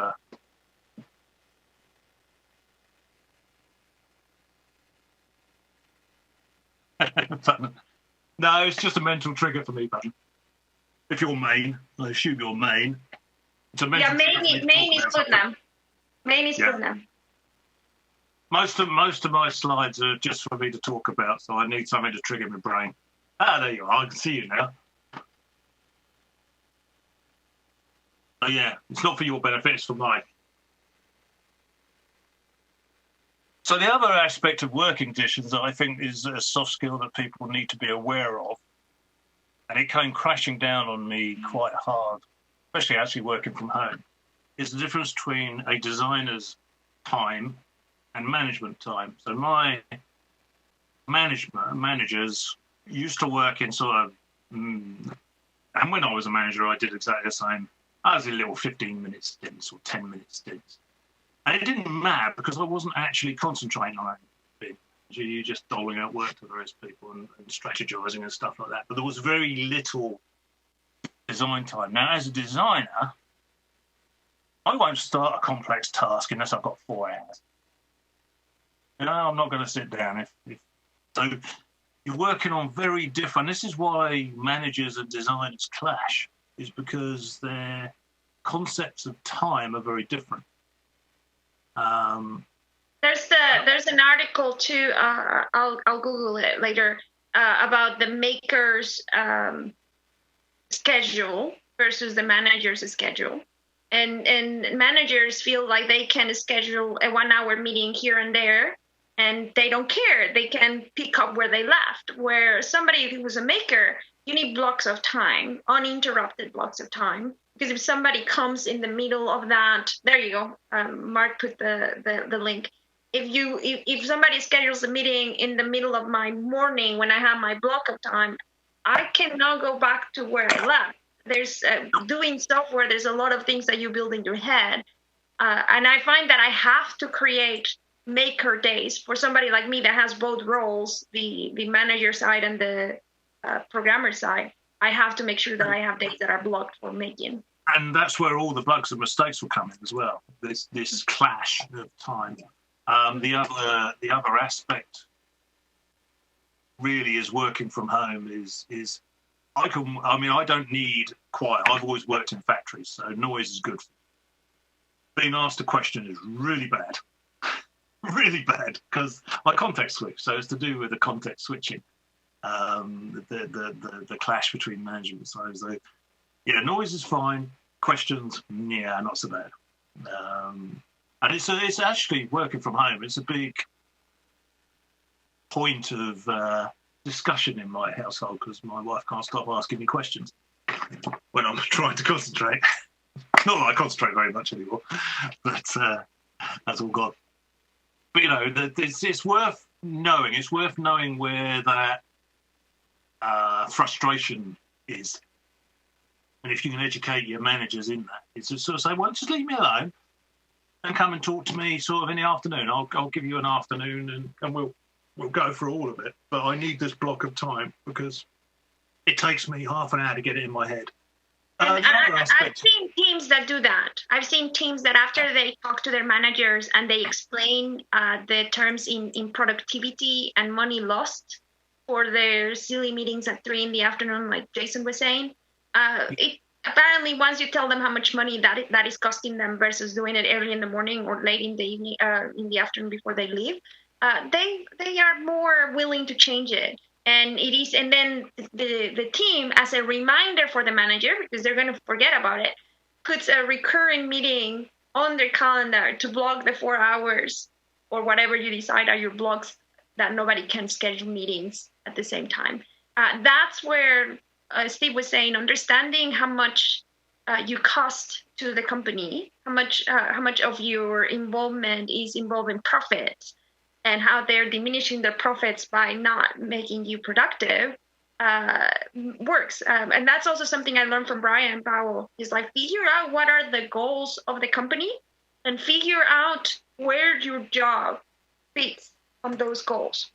Because then you can go and talk to your manager about the value that you bring and how they are diminishing your value by not giving you the tools or the time that you need. I think the programmers being programmers won't admit it, but if you want to find bugs, if you mark them up to bugs versus interruption time, I bet most of your bugs creep in during that point in time. I remember the other aspect of this I was going to say. I need mental triggers. So we had a clean desk policy at my last permanent place. And it was just, it cost me an hour a day because I couldn't get my head back into the problem because all my mental triggers were tidied up. So I used to sit down and want it the way I'd left it. That way I'd get myself a half an hour because I could click back into the mode. And so there's lots of things, especially in open plan offices, that are not good for software, not good for software engineers. But also that gets back to the beginning of being assertive and being honest. Yes. So somebody needs to be vocal about that and say it out loud, actually. So I'm sorry, but every time you ask me questions, I'm getting out of my flow. Are you even aware of that? Because many people are not, I guess. Well, it won't be because they've never, a lot of managers, certainly in the company I work for, had never done anything like that. Exactly. They are not aware of the problem. For example, to understand, and let's say doing a big mechanical engineer, but a lot of mechanical engineers are doing small bits rather than. It's very hard for people who don't do it to understand. So that's why it needs explaining. But that's why I put it up here is actually, it's. I think this is a valid something you can talk to people about if you are constantly being interrupted. And it goes back to earlier, right? When we were saying of making sure that we're talking about how to improve things. So if there's that area where you're talking to your managers about how things can be done better, then you can have these discussions about. And Peopleware is a fantastic book, and it talks all about this. It talks about open plan offices. It talks about the best environment for actually working in as a programmer. And it's not in an office on your own, but it is in an office. And it's interesting that it was written when? 30 years ago? 1980s, I think. 70s, 80s, and it applies so much current situations. I think it's because it's an anthropology book. It is based on people, and people don't change. Yeah, exactly. So the other aspect, I'm going to get into sort of things I've observed is the biggest difficulty we find is estimations. I mean, in all software, estimating how long stuff takes is the biggest problem and the biggest challenge. So I was just going to say there's a few things you need to be aware of. So this is the term, what is the earliest you can deliver? And I've taken this from a book called Waltzing with Bears, which is another Tom DeMarco book. It's all about managing risk on software projects. And it's a fantastic book. It's all case studies, but it's a great book. And in here, and I have to say, when I saw this graph for the first time, I thought, oh, yeah. So this is why I'm putting it up here. This is one of those, oh, yeah, graphs. The earliest you can deliver is there. But the likelihood of you delivering is 1 in a billion. So and this is generally a weighted average about effort and that. To give yourself a 50-50 chance of delivery, you need to be back here. Depending on circumstances, you can go back here. If you want to say, well, 9 times out of 10, then the delivery is out here. So the earliest is never, ever, ever, ever a number you want to give anyone. It's just not, because you can't. Because I've never been on a project where we've done that. I need to be in 1 billion projects before I've made that optimistic time. It's just maths. This is area under the graph. The only other thing I can really sort of help with is predictability, and this is what I've been sort of chipping away at all my working life, really. This is why initially when we sort of wrote the book, it was heavily pointed at design and with a bit of process. But design, having a good design is one way to making everything predictable. Having a good process is another way to make things predictable. But you need to look at yourself as well. So are you predictable? Is your productivity predictable? Because you can't judge your output on your best day, and software engineers do. You have to kind of judge your output on your, I don't know, an average. Ditto with your workmates. Your workplace, is it predictable? Do you know how much time you've got to do your 4-hour stints? I mean, when I ended my permanent career, I was in so many meetings and being pulled so many different ways. I was in half-hour steps. So each job was half an hour. So I never had the 4-hour stint to be able to predict that I could actually apply myself to a problem. Hardware, is it predictable? Architecture, personal life. We've all got shit going on. When you give an estimate, you need to, and I bet, how many are there? 8 things there. I wonder how many of those considerations go into the next quote you do. And they're all human factors that have probably a bigger implication on your quote than you'd think. I mean, I'll talk about myself here. My productivity the last couple of weeks has been 0 because I've been doing this. But that's not getting my customers the work that they want me to get them. Luckily they're nice and they're all locked down. But they're locked down. That's what helped you. It's going to be terrible when they all go back to work and notice that I've not actually been doing anything. I'll be pissing around with my online friends. This slide just kind of makes me shudder a little bit because one of the places I worked, I tell the story a lot about estimation because we were asked to do a project. We estimated it was going to take something like 4 weeks or 6 weeks. And then the stakeholder came back and said, well, if you can't do it in 2 weeks, then it's not worth doing. And so we said, okay, so it is not worth doing. And he said, no, that's not what I meant. And so he was trying to force, 4 to 6 weeks of work into 2 weeks, force us to work really hard. So we had, in that case, unpredictable stakeholder, customer, who was, trying to move the goalposts around to suit his desires. I have a that happened to me all the time with VIWeek, right? It's like, by when should we have this? It didn't matter how much time it would take us. It was always, the goal was by VIWeek. And that was to me, it was like, that's just silly. Is that you're not taking into consideration all the effort that it takes to do this. No, we cannot have it by VIWeek. But the managers would be like, well, we'll throw more people to it. No, that's not the way it works. You cannot throw another woman and then make a baby faster. Nope. If none of you have ever watched this is from Steve McConnell. It's well worth checking out. It's called the 4 Factors Model, but it's worth checking out. It's a good. It goes through case studies of projects that went well and projects that went badly, and they split it into a quadrant because they're consultants and that's what consultants do. But it was actually, in summary, the things that were important were actually sort of human variation. So one particular project was a team of all the latest qualified young people out of university, and they didn't have a single hackneyed old programmer amongst them. And the project went tits up. But they say, well, we employed all the best people. These were the best people from university, but none of the people there, and it wasn't their fault, the fault was that they didn't have a single person who had experience of finishing projects.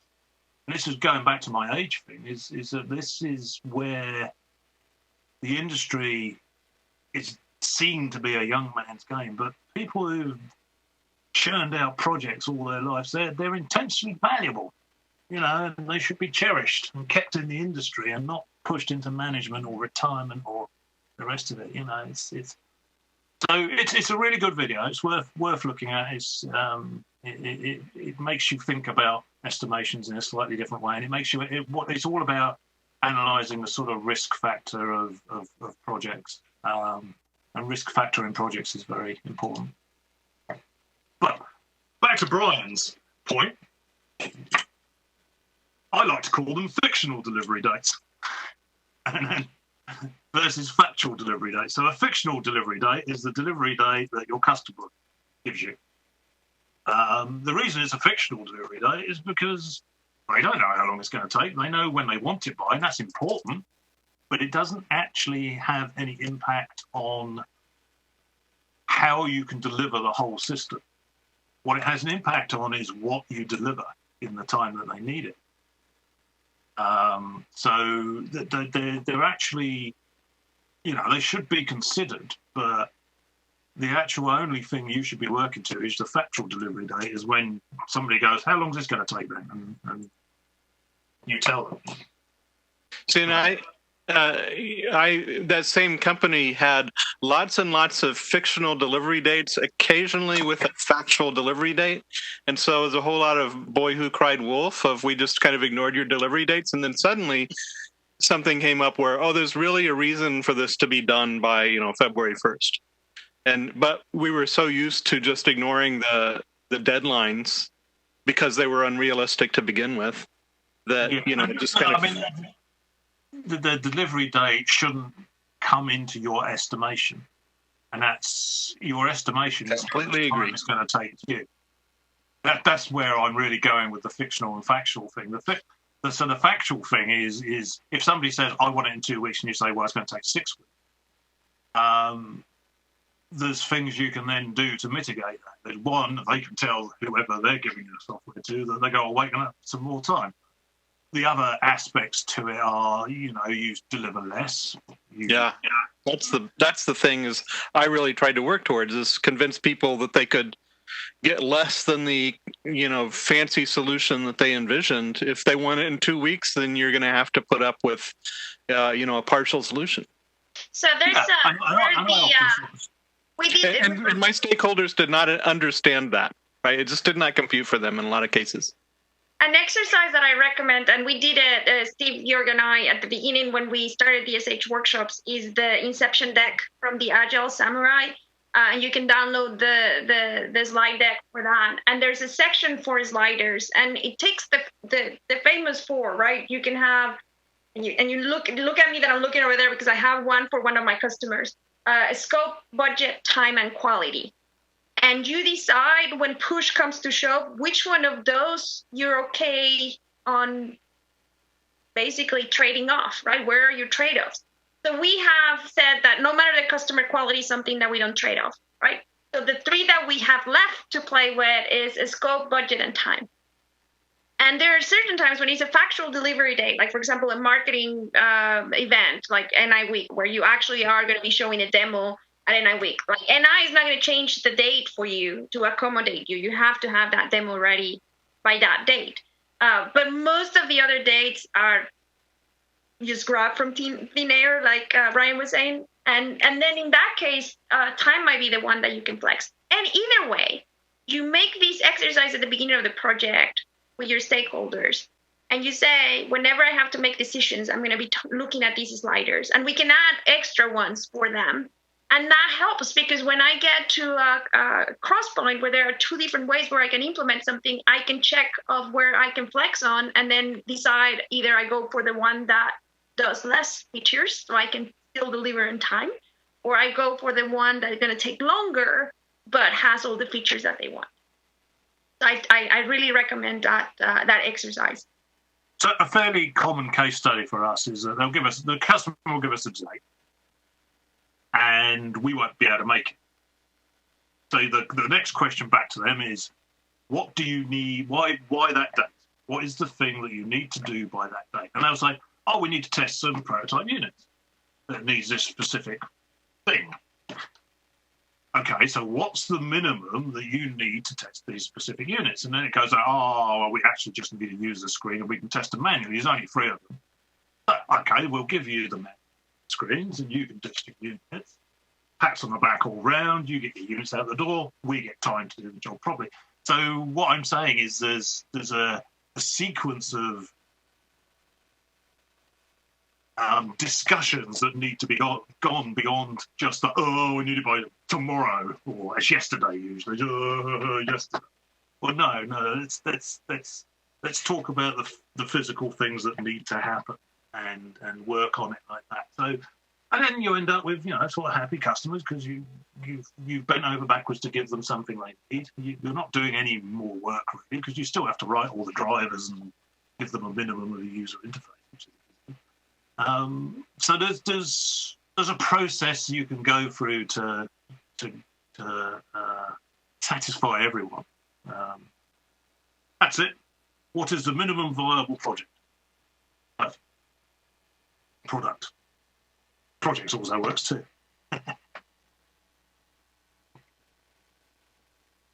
So that's my 2. Somebody's putting up on the chat about the minimum viable product. I do that. I ask. Sometimes you have to learn how to ask the question. I mentioned this on Monday too. When you're working with startups, one thing that I use is give me your demo script for your investors. Give me the 10-minute demo script. Give me the 30-minute demo script. Give me the 1-hour demo script. And then based on that, I figure out what are the features that I need to implement. If I'm not working with a startup, I need to ask the questions differently. But having an understanding of what is the problem that we're trying to solve and what are the minimum number of features that would actually solve it. And let's get to work to doing that first. Right. I'm wondering if this is much easier if you're like running your own small business, because many of these things sound very natural to me, because this is just doing project work with our customers. And I'm starting to realize that this situation is very different when you're in the treadmills of a big if you're in a larger company, because you have, remember on the inception deck when we had a slide where we had to talk about who were the people that were directly involved in the project, and then who were the other people that had an impact on the project that you may not talk about. You may have seen this even as a small company with the IT department on your customer side. If you don't talk to the IT department on your customer side early on, they can break a project. Examples on the LabVIEW world, a PXI system, the admin with no password. When you put the PXI system on the network, IT sees it as a computer. So they try to go and install antivirus and all sorts of crap that, of course, doesn't work. And then they break the system and you have to take it out of production. That is something that if you find out later on, it's going to completely mess up with any estimation that you had done. So you've had a little insight on those things. It's just in your side of the thing is a lot more nimble because you wear all those hats. You are the IT department. You are the designer. I was trying to say something completely different. So I've known for a long time that giving work to external partners speeds the process up so much for our customers. And this is one of the reasons, because we just want to get the thing done. So all of these things fall away or come with the process of doing project work. And I find it interesting that it also ties into that one thing that we just talked about. Going back about it. Sorry. One thought, we talked about it. I think Chris asked the question about when to bring in the experts, and we all agreed that early on would probably be just the more smooth option, or like probably more productive. And I think this is again a reason for that. If you give it to somebody external to your organization, there needs to be some formalism and some process to it, and all of these things that might be friction points surface much faster than they do when you do it internally from desk to desk, I think. Because you don't know what you don't know, and you're so used to having these problems with IT that you don't even realize the impact that they're going to have on your project. Just because you just know how to deal with it, it's until somebody external comes and says, "No, you better figure that out now." Right? It's another example for the LabVIEW world. Build early, build often. Right? You want, and one of the things on the DQMH project template that I wanted to make sure that it had in there was that you can build an executable the moment you make the template. Because if after that I stop being able to build, or what I build doesn't work, it's something that I added. Right? Yeah. So at every point in the project, I want to know that I haven't broken the build and that the executable still works. Most of the projects that I had to rescue in my life as a firefighter was people that created entire code and then waited until the very end to build, and now they find out all the problems that causes. So that's the where having someone involved at the beginning that comes and looks with clean eyes what you're doing, they can help you out.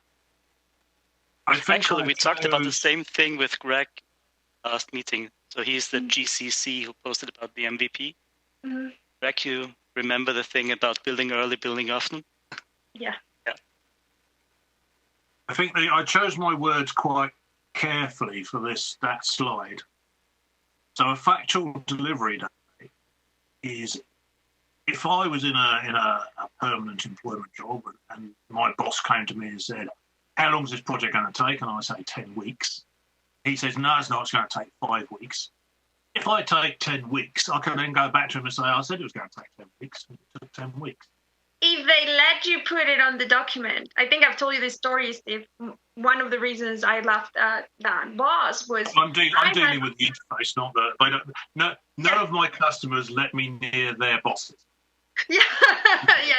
But I remember for that last project, after I left, they finished almost to the date, like within a month of the date that I had said originally that we're gonna finish. But on my performance improvement plan, they said that I was behind because my boss put as a deadline what he thought was the deadline. But you know in your heart that if you commit to the 5 weeks, that's fictional. You're not going to make it. It's not going to be very good if you do make it. The worst software I've ever written was also the biggest technical challenge, and as a project, it was stunning. It was an amazing achievement. But it's still the worst software I've ever written, and it still haunts me today that this software is so shit. But you need to be able to, and it's not good for you. It's also not good for your soul to churn out substandard crap because your boss gives you half the time. There's also a policy. It's a very unenlightened policy, but there's a policy in industry to halve the time so that people work more hours than they should. There's a management book, a very old management book somewhere that sort of says you can use a stressor like time to encourage your workforce to work more than they're paid at. And in software, that doesn't necessarily work. I mean, it's honestly, you're not more productive in 60 hours than you are in 40. A good 40 hours is much better than a knackered 60 hours, much better. One of the things that we did when I had that, you need to do it in 2 weeks kind of thing, I think we negotiated for some intermediate amount of time of like, we'll deliver less and we'll deliver it, it take more time than what you want, but it's less time than what we started our, the grand plan with. But we, as part of the negotiation, we negotiated for like the following, 4 to 6 weeks after we deliver this, we're going to go back and fix it because we don't want to leave all this technical debt laying around that we had to cut corners in order to meet the shortened deadline. And so then, once you deliver the first round, it's like, you have more stakeholders and product managers coming, hey, we need this, we need that, we need the other thing. It's like, nope, we already told you that this is the time that we should have spent building the right thing. And so now we're going to go back and fix it. And so we had to say no to a bunch of feature requests that came in after that because we had to go clean up our mess. I put a book there, the Joy Inc. Book. I recommend it. It's funny that it is very non-technical. All their tools they use are like paper and stuff. But one of the things they say is like, time is finite. If you have this many time, this much time, this is how many tasks you can do. You cannot add more tasks. And it takes a lot of educating, like Brian was saying. I have given this example before where I had a customer that we started working on a new project, and he was like, I said, okay, let's do a modeling. Let's start figuring out the flow chart and all that. And he said, I don't pay you to model, I pay you to code. This was early on. And I said, okay, but I'm only going to do that if two things happen. One is we are agreeing that you're going to let me tell you, I told you so. Every time we get into a corner case because we did not plan and model ahead. And the second thing is you're going to let me use an architecture that's going to look overcomplicated to you, but that I know is going to make it easier for me to come out of corner cases. And I must have said, I told you so many times that by the time that project was done, when he called me for another project, he said, oh, and by the way, Fabiola, please find attached my first flow chart, some state machines that I have done. And he had done all these work ahead because he realized that doing that planning actually saved us time. So that's a little bit of what Sam was saying of letting them drive the bus off the cliff, but with some safeguards, right? I still had the good architecture that kind of helped me get out of those. And then holding them to it, like Brian held them to it. He said, okay, you cannot ask any features for this period of time because we said that period of time was dedicated to refactoring. Yeah, the other piece I wanted to add to that is that I made clear to the stakeholders that my team was not happy about having to cut corners. They were not proud of the code that they wrote because they were, trying to cram it into a fixed schedule. And I say I may lose some developers who are going to quit because of this, or they're going to get frustrated. And there's this human toll to it that's not just the technical debt too. Amanda's saying, for me, the hardest part of estimating has been getting clear requirements up front. Like Fab said the other day, requirements become a lot clearer after the first delivery. Unfortunately, the estimate is expected well before that point. One of the things that we have found that works well, and again, it scales well with our customers, is we don't do a fixed price project for the entire thing. We do packages, work packages.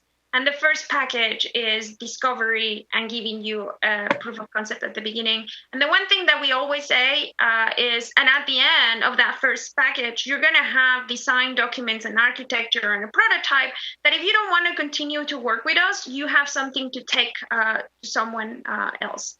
And we would be completely fine with that. So every time our objective is at the end of each milestone, you could bring someone else if you wanted. And that has worked out really well for us. I think that is also the result that we strive for with the DSH COE workshop. Sorry, exactly the same thing. So we find out what do you know, what don't you know, what would be beneficial for you. And then we have that, and then you and we can decide how to move. Same thing, right? So I would add to that is you need to give up on this idea that you're ever going to get clear requirements up front. Just give it up. It's a unicorn. It's so the mitigation for that is, well, how will I proceed if I'm assuming that I'm not going to get clear requirements up front? So how does my design and my architecture, how does that cope with changing requirements? How does my method, how does my process, how does the costs, how do all of these things cope with the fact that you won't get clear requirements up front? Because you won't. I've done hundreds of projects now, and I've had two with clear requirements, and they were awful.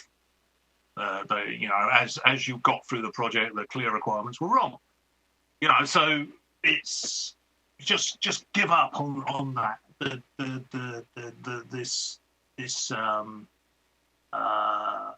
It's just more than the waterfall model of it's one of the greatest lies in software is that you'll get clear requirements.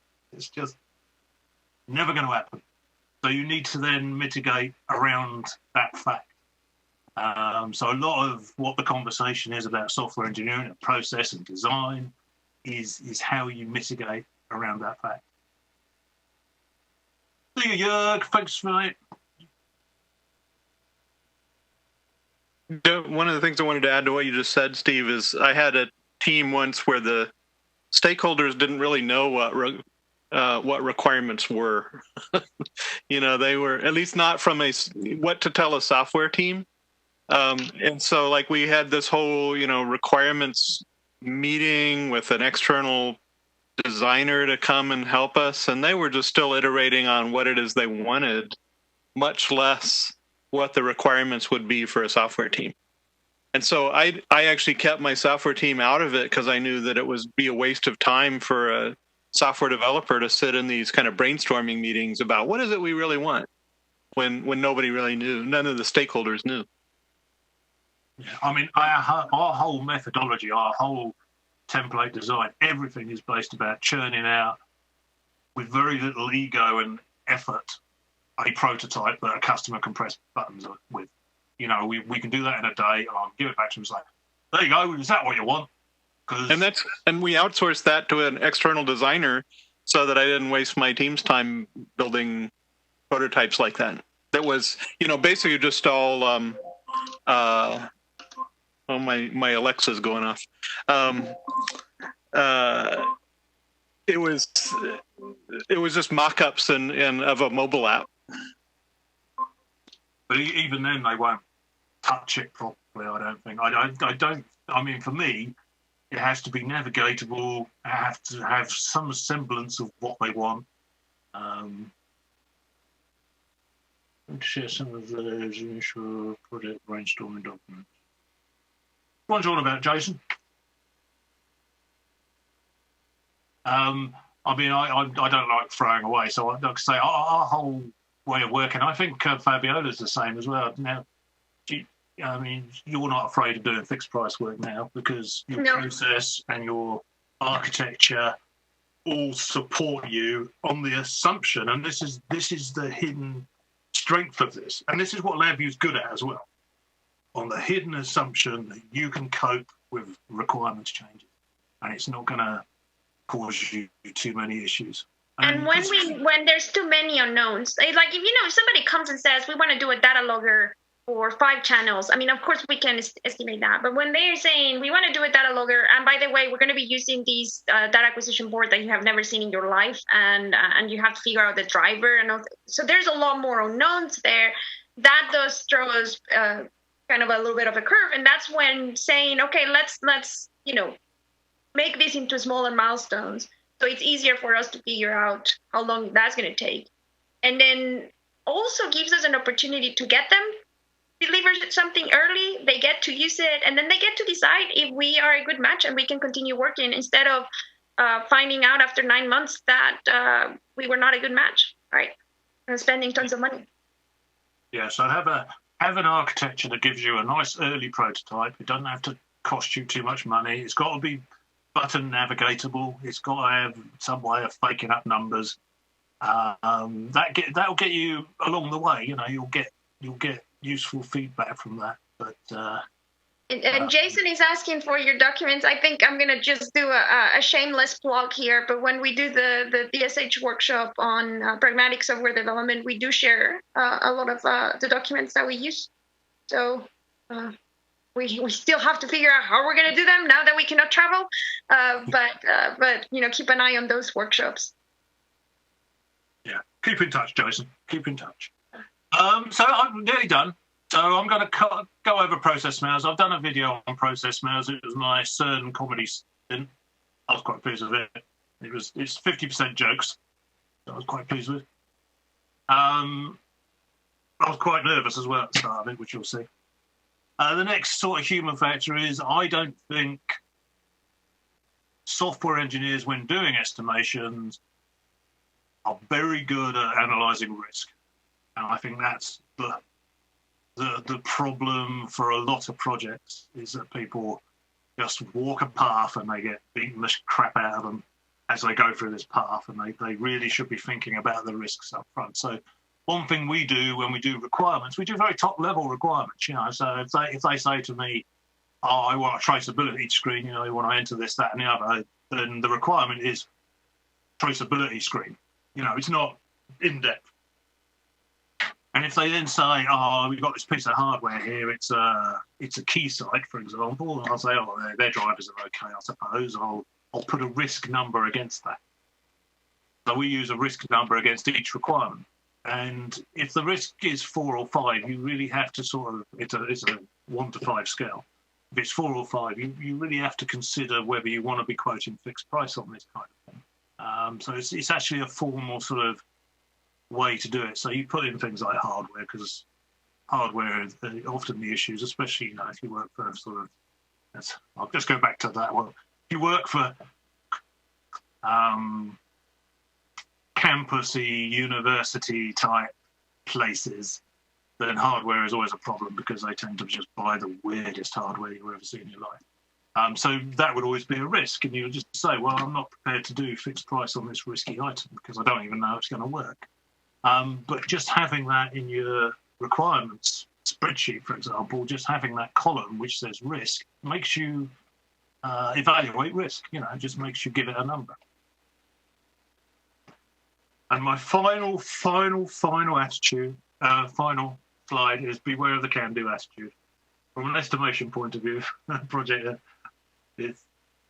I like people with a can-do attitude, but I don't trust their estimation. And that's it. I had a team who absolutely did not have a can-do attitude. You'll notice my Austin flags in the background. We hope you guys enjoy this chat. The workshops that we do are an extended version of this, with a little bit more participation from the audience. It's always hard to figure out how to do it when you're online. And that's the Lady Bird Johnson Wildflower Center in Austin. That picture, that background. Beautiful. Yeah, I recognize. So if you have any questions, we posted all the links that were mentioned during the chat. Brian went and pasted some on the chat on Discord, so you can get a hold of those links there. And then Steve is going to try to, I don't know, are you going to be, did you record this one? I think, yeah, it's recorded this one, I think. Yeah, so we'll figure out a way to share it to everyone. So thank you guys for joining us. I hope you go back to your companies that are nightmare employees, because it's the only thing. Yeah, for those of you that are in not a good employment situation, the best thing that could happen to me was having a really bad employment situation, because that made me resign. And it also having the FU fund helped a lot. So if you don't have the FU fund, make sure you start building that up. So in about a year, make an appointment with yourself and come back and check where you're at. I have talked to friends where they tell me, yeah, I'll do it. I'll think about it this year. And I'm like, we had this conversation 3 times already in the last 3 years. So you really need to write a letter to yourself in a year. If the situation still is like X, Y, and Z, you need to leave, right? So hopefully you all, next time I see you, you say you're working in a beautiful environment. Beaten it into some sort of shape. Yeah. Thank you, Douglas. I'm quite interested in where my points of privilege clash as well, because I'm fully aware of the privileged position. And it's not just being sort of male, female, being a white, loud English male of a certain size is an advantage, and it shouldn't be. This is something that we can spend another hour talking about. I also have positions of privilege depending on the situation, right? So it's not because I'm a woman, I'm always on the not privileged part. When I am a mentor, I am at a different power structure, and being aware of that is important. I think it helps you understand where the other person is at.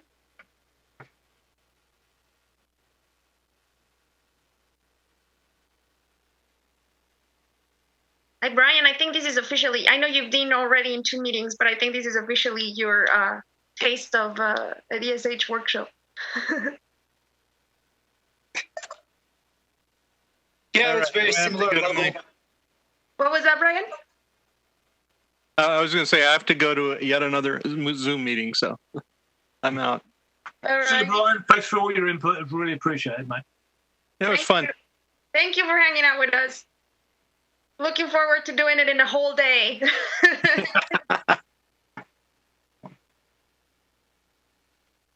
That was all very good. So thank you all. So Tom, you said you agree with me that it feels like the workshop a little bit.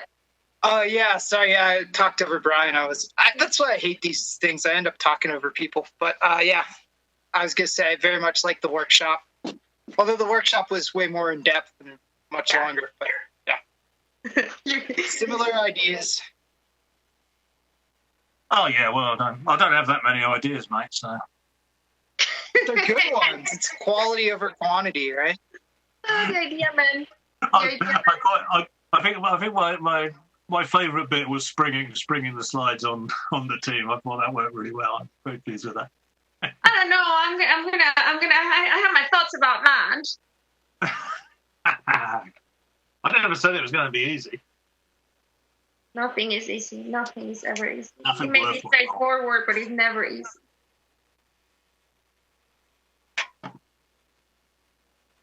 I'll tell you what, we did all right on the comments, though. Everyone did.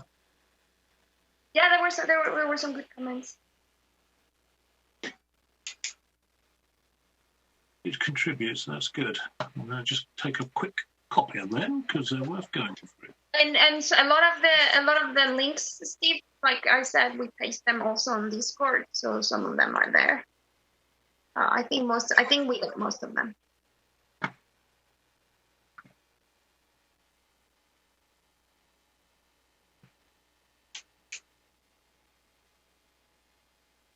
Oh, he's on in car. Jörg hasn't left us. Yeah, Jörg just does not understand that multitasking and driving and listening to us is not a good idea, Jörg.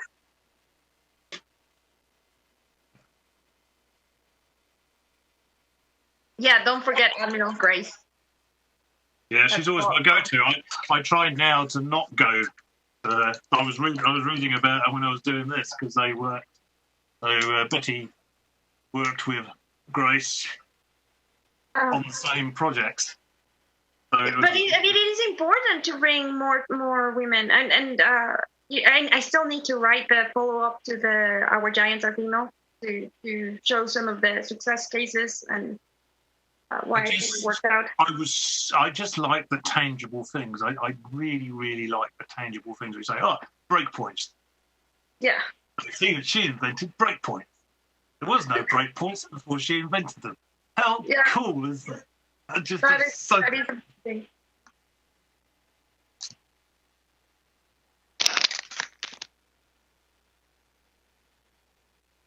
Hey, Douglas, how are you? Hey, James.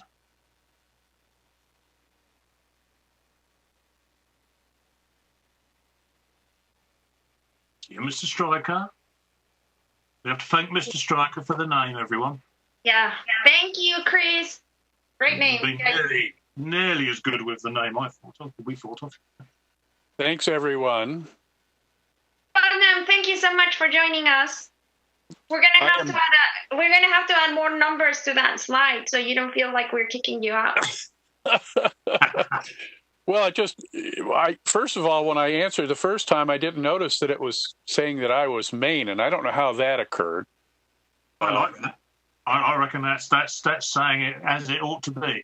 Yeah. Well, you are the main person here. Well, just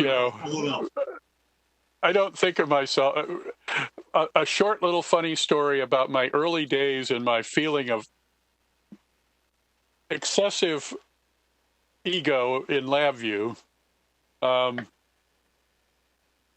because I've introduced LabVIEW to General Electric in defense part of General Electric in upstate Syracuse, New York.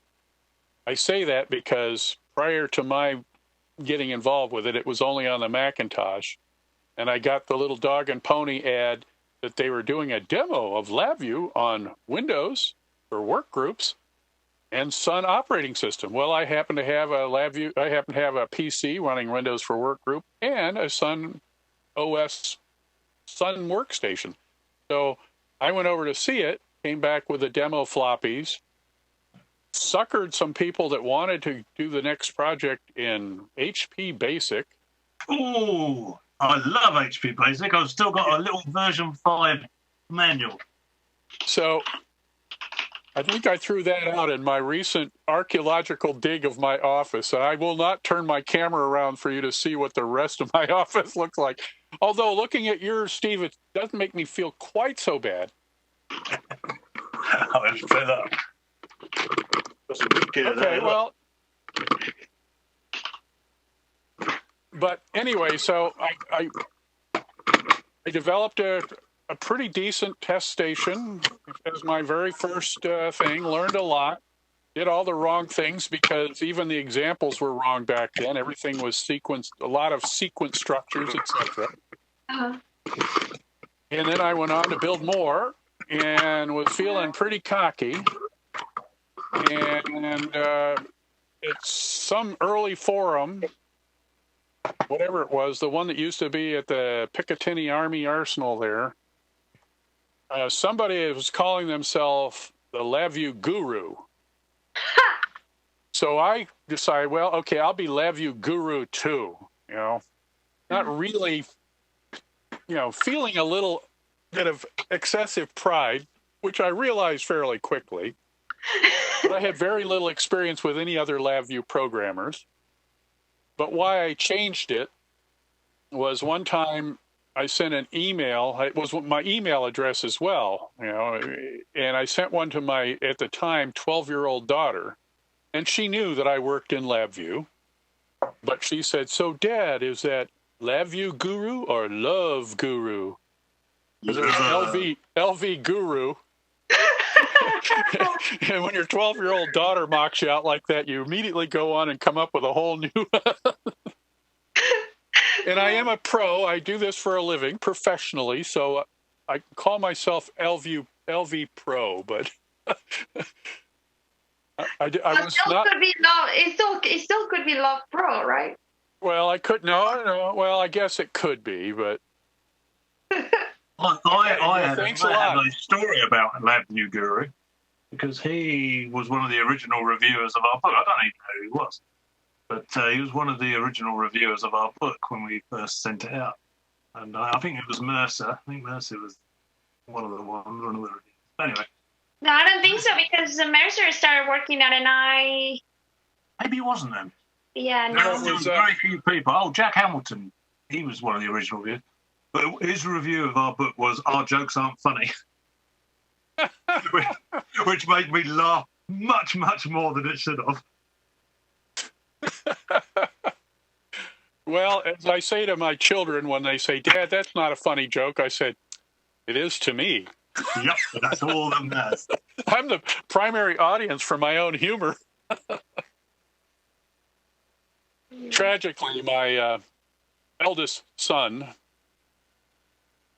his sisters have pointed out that he either learned it or inherited it, but he is now the king of bad dad jokes. Now that particularly now that he has a 5-month-old baby.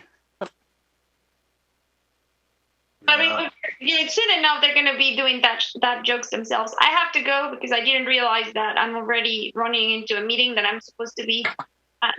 Right, yeah, I better end the meeting. Bye-bye, everyone. Thank you for coming. You have been enjoying the wine. Thank you for putting that with me, David, on. All right. Talk to you later. Bye.